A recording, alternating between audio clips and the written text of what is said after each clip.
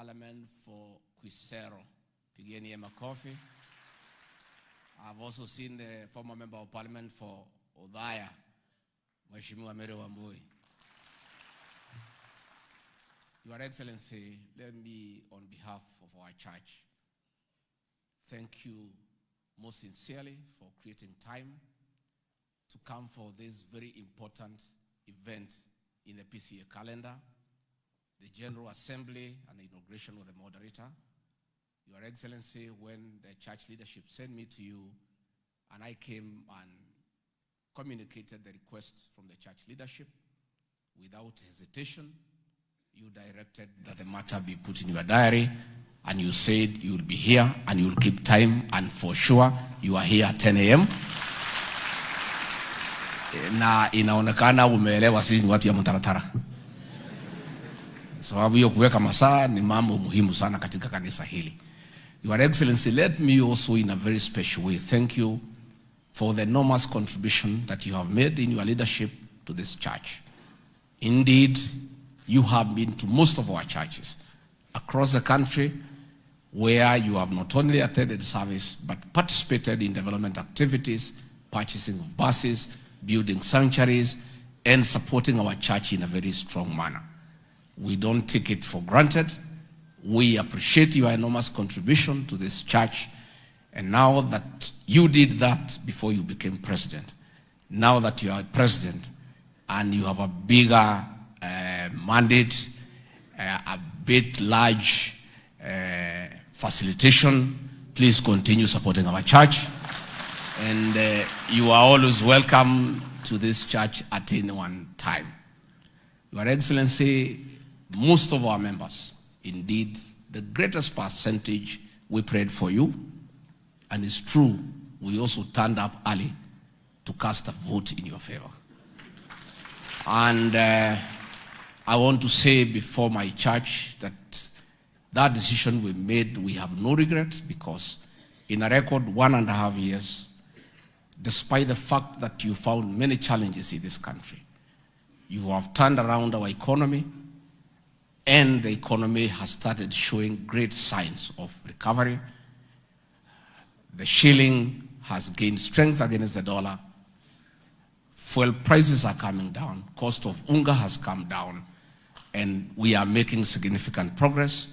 Ours as a church is to continue praying for you, is to continue supporting you. And it is good that I give an example to this church as to where the president is coming from. When he took over, he found a country deep into debt.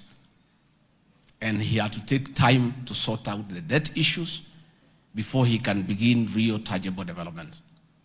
Let me give the example of a parish that has a huge arrears in cess. You know, if you are a parish minister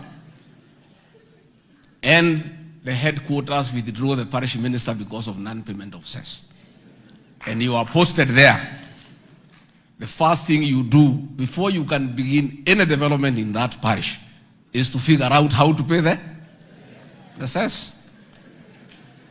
That is, I want to give you a very real example. That is the situation the president found in this country. Lazima angepigana na sesi kwanza, ndio anze kupanga kujenga vestry, si ndio? How he shall put tiles in the church, and how we even pay the parish minister. Lazima kwanza tulipe sesi kabla ya kulipa mshahara ya parish minister. So, moderator, with due respect, I've heard you ask the president to waive some of the taxes, scrap some. Hata wewe, he says, angalia.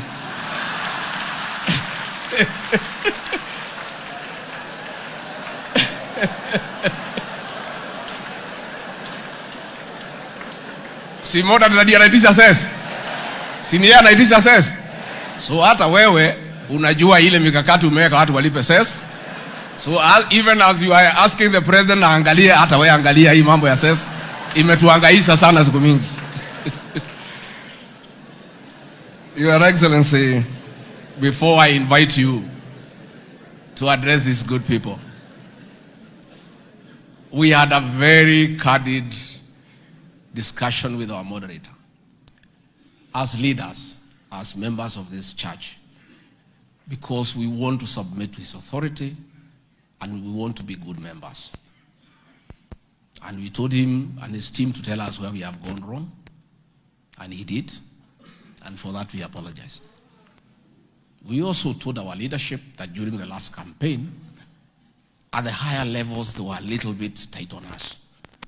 Because even ourselves as members, we were denied an opportunity to speak in church, despite the fact that we are known to be of good behavior. So we did request the moderator, and we are now requesting the General Assembly. If in future you make rules that political leaders should not speak in church, we the members should be exempted. Because we are responsible people, and we come in our capacity as members. We were quite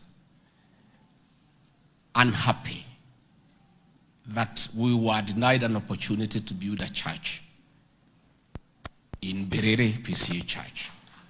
We were quite unhappy because nobody should be denied an opportunity to build the Church of Christ, no matter what political happenings are going on in the country. And when we were there with the then Deputy President, we could not be allowed to go and build that church. Your Excellency, during our meeting, the leaders who were here committed, as a way of correcting that matter, all the people who are here, we shall raise funds to build that church to completion, and we shall invite you for the consecration ceremony, so that whatever you had wanted to do that day, you can come and do it. But we have a new beginning, and we are very happy, and we have said, moderator, we are available. Our doors are open. You are your members. Please give us instructions what you want us to do. The Honorable Alice Wahome already has instructions from the moderator to process title deeds for our churches. So whatever else you want us to do, we shall do. Finally, Your Excellency, let me take this opportunity to ask the parish ministers who are here and the elders as they go back home to join the president and the government in the war against drugs and substance abuse. The president, in his wisdom and being a devout Christian, has given very clear instructions to the rest of us who work under him, that he cannot agree when he is president, our children to be killed by poison disguised as alcohol. That war is on from our end, but we cannot win it alone. We want the support of our PCA church. We want you to help to mentor our young people and to counsel them as well, and where you can, to join government in creating rehabilitation centers so that we can save our dying population. Your Excellency, these ministers will tell you, there is no home that is not affected. Even their own homes are affected. True or false? These parish ministers have buried many people. There is no home where PCA churches are that you don't have a fresh grave of our young people. And therefore, I request you, please join the president and I and the rest of us in this war. Give it impetus, talk about it, support us, and also help us in oversight. Where you find our officers are not doing the right thing, through the parish ministers, we are there. Let us get that information. And Your Excellency, it is a real crisis, and all these people know. The Reverend Leandegwa came to my home to bury my brother, Dr. Wachira, who died because of alcohol. The Reverend Jesse came to bury my other brother because of alcohol. And it's a story everywhere. So as we fight this war, it's not politics. It's a war for our next generation. And we want to ask our church, the PCA church, to lead from the front. Will you help us? Will you help us? So, Rais, ndio nikualike, hii ni kanisa lako. Kuje, you like singing? There's that song you used to sing with Reverend Kanya. If you feel like singing today, we'll join you.